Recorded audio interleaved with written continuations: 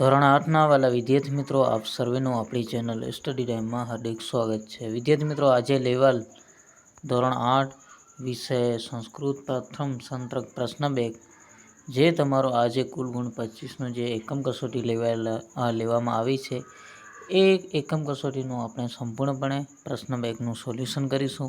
વિદ્યાર્થી મિત્રો, તે પહેલાં જો તમે ચેનલ પર પહેલી વખત હો તો ચેનલને સબસ્ક્રાઈબ કરી નાખજો. તો ચાલો વિડીયોની શરૂઆત કરી. સમાવીશું પ્રકરણ 1 થી 3માંથી તમને પૂછવામાં આવેલ છે.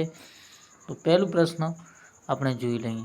પહેલા પ્રશ્ન એટલે કે પ્રશ્ન નંબર 1ની અંદર તમને પૂછવામાં આવે કે નીચે આપેલ વાક્યોનું સુંદર અક્ષરે લેખન કરો. કોઈ પણ એક ભાગ, અહીંયા તમને 5 ભાગ આપેલા છે, આમાંથી તમારે સુંદર અક્ષરે લેખન કરવાનું છે. પછી આપણે ત્રીજો, ચોથું અને પાંચમું. પછી આપણે નેક્સ્ટ જોઈએ તો નેક્સ્ટ તમને પ્રશ્ન બીજેમાં પૂછવામાં આવ્યો કે ગંધખંડ વાંચીને આપેલ પ્રશ્નનો જવાબ સંસ્કૃતમાં કોઈ પણ એક. એટલે ગંધખંડ અહીંયા તમને એક ફકરો આપવામાં આવેલ છે, એમાંથી તમને પ્રશ્ન પૂછવામાં આવેલ છે, એમાં પ્રશ્ન જોઈ તમને લખવાના છે. તો અહીંયા પહેલું પ્રશ્ન તમને પૂછવામાં આવ્યો છે, વૃક્ષા કુત્ર શાંતિ. આપણે પહેલાં વાંચી લઈએ શું છે આમાં. તો તદ્દ વનમ વને વૃક્ષા શાંતિ વૃક્ષેશ ખંગા નિવાસતી ખંગા કંજુતિ હરિણા ચરિત્ર હરિશંકા ધાવિંત જલ વિપંતી. તો અહીંયા જવાબ શું આવશે? વૃક્ષા કુત્ર સંતિ. તો વૃક્ષા જે છે કુત્ર સંતિ શું છે? તો અહીંયા શું છે? સંતિ વૃક્ષેક્ષ ખગા છે, વૃક્ષેપ સગા. પછી બીજો પ્રશ્ન, ખગા કી કુરવંતી. તો કુરવંતી આપણે જોઈએ તો અહીંયા આવશે, અહીંયા તમારે જવાબ આવશે નિવસતી, નિવસંતી ખગા.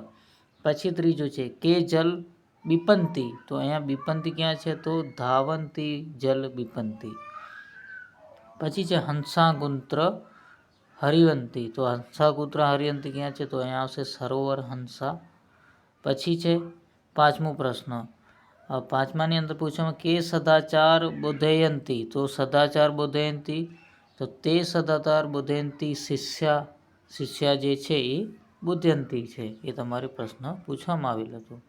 પછી વર્ગખંડ બીજો છે, આમાં પણ તમારે એમ જ પ્રશ્ન આપેલ છે. ત્રીજો છે, ચોથું છે તમારી શાળામાં કયો આમાંથી ફકરો પૂછવામાં આવેલ.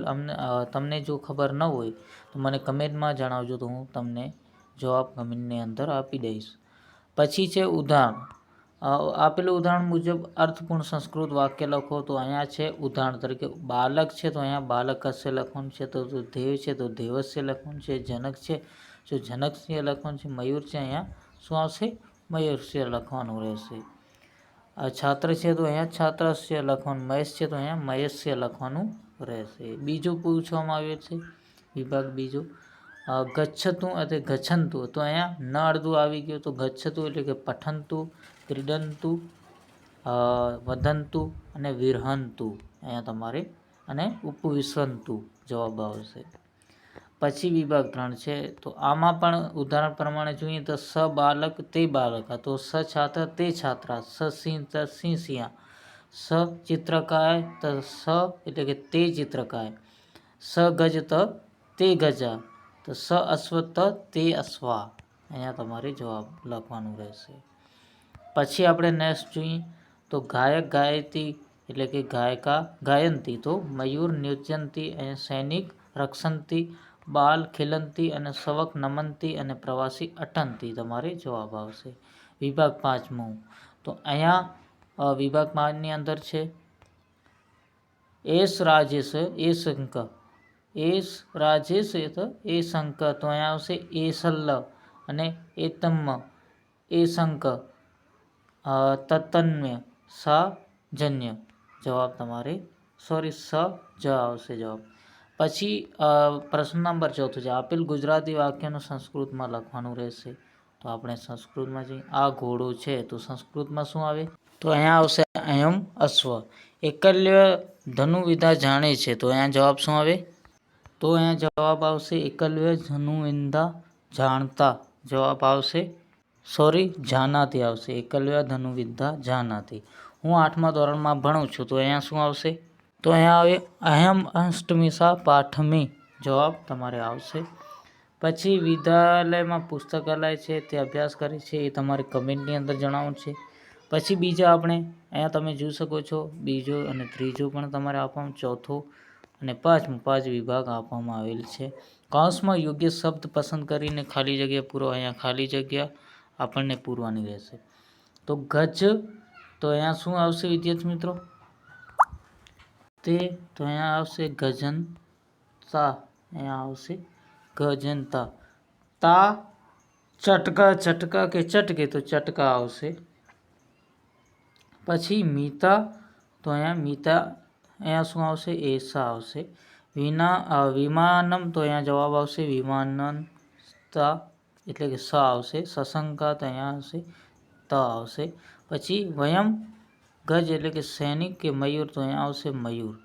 પછી આપણે નેક્સ્ટ જોઈએ તો નેક્સ્ટ આવી રીતે છે.